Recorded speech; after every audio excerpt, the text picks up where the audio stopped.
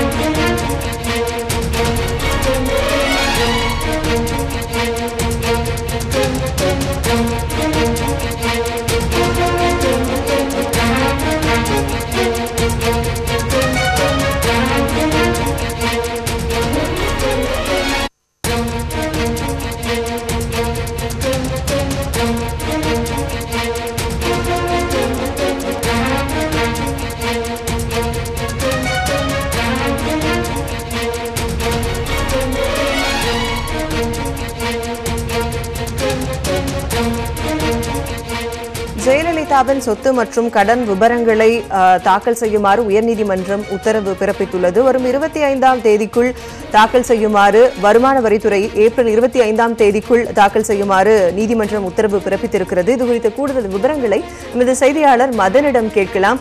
மதன், எந்த வழக்கின் அடிப்படையில் இந்த உத்தரவு பிறப்பிக்கப்பட்டிருக்கு? வழக்கு குறித்த விரிவான விவரங்களை பதிவு செய்யலாம். மறைந்த முதல்வர் ஜெயலலிதாவிற்கு சொந்தமாக தமிழகம் முழுவதும் பல்வேறு இடங்களில் சுமார் 900 கோடிக்கு அதிகமாக சொத்துக்கள் உள்ளதாக கூறப்படுகிறது. தற்போது இறப்பதற்கு முன்னதாக அவர் தன்னுடைய சொத்துக்களை யாருக்கும் உயில் எழுதி வைக்காத நிலையில் தற்போது அவர் இறந்துள்ளார். இந்த சூழலில் இந்த சொத்துக்கள் அனைத்தையும் நிர்வகிப்பதற்கு தனி நிர்வாகி நியமிக்க வேண்டும் என சென்னை உயர்நீதிமன்றத்தில் புகழேந்தி என்பவர் ஒரு மனு தாக்கல் செய்திருந்தார். ஏற்கனவே தாக்கல் செய்த மனு தனி நீதிபதி முன்பு விசாரணைக்கு வந்தபோது ஜெயலலிதா அவர்களுக்கு வாரிசாக தற்போது தீபா மற்றும் தீபக் ஆகியோர் இருப்பதால் நிர்வாகியை நியமிக்க அவசியம் இல்லை என்று கூறி அந்த மனு தள்ளுபடி செய்யப்பட்டது. இதையடுத்து இந்த மனுவானது மீண்டும் ஒரு மேல்முறையீடு செய்யப்பட்டு அந்த மனுவானது தற்போது 2 நீதிபதி கொண்ட அமர்வு முன் விசாரணைக்கு வந்தது. இந்த வழக்கு ஏற்கனவே விசாரணைக்கு வந்த போது இந்த ஜெயலலிதாவின் சொத்துக்கள் தொடர்பாக பதிலளிக்க வேண்டும் என ஏற்கனவே தீபா மற்றும் தீபக் ஆகியோரும் இந்த வழக்கில் நீதிமன்றமே தாமாக முன்வந்து சேர்த்தது. அது மட்டும் இல்லாமல் தங்கள் தரப்பு விளக்கத்தையும் பதில் மனுவை தாக்கல் செய்ய வேண்டும் என்றும் தெரிவித்திருந்தார்கள். அது மட்டும் இல்லாமல் ஏற்கனவே ஜெயலலிதாவிற்கு சொந்தமாக சொத்துக்கள் எவ்வளவு உள்ளது, அதாவது அவர் சிறைக்கு செல்லும் போது அவருடைய சொத்து மதிப்பு என்ன, அது மட்டும் இல்லாமல் தற்போது அவர் வேட்புமனு கடைசியை தாக்கல் செய்யும் போது அவர் என்னென்ன சொத்துக்கள் குறிப்பிட்டிருந்தார் உள்ளிட்ட அனைத்து விவரங்களையும் தாக்கல் செய்ய வேண்டும் எனவும் ஒரு அறிவுறுத்தல் கொடுக்கப்பட்டிருந்தது. இந்த வழக்கு இன்று மீண்டும் விசாரணைக்கு வந்த போது இந்த விஷயத்தை பொறுத்தவரைக்கும் ஜெயலலிதாவின் சொத்துக்களை நிர்வகிப்பதற்கு தன்னை நிர்வாகி நியமிக்க வேண்டும் என்று தீபக் சார்பில் ஒரு மனு தாக்கல் செய்யப்பட்டது. அது மட்டும் இல்லாமல் இந்த புகையை தொடர்ந்த இந்த வழக்கு தன்னையும் ஒரு எதிர்மனதாக சேர்த்து தன்னுடைய மனுவை விசாரணைக்கு எடுத்துக் கொள்ள வேண்டும், ஒரே நேரத்தில் விசாரிக்க வேண்டும் என்றும் அவர் தரப்பில் கோரிக்கை வைக்கப்பட்டது.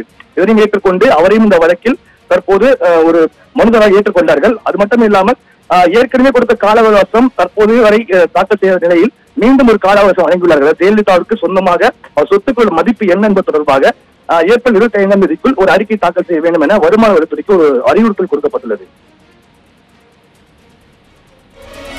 மதன், இந்த அறிவுரையை ஏற்று வருமான வரித்துறை 25ஆம் தேதிக்குள் அது குறித்த விவரங்களை தாக்கல் செய்திருக்குமா?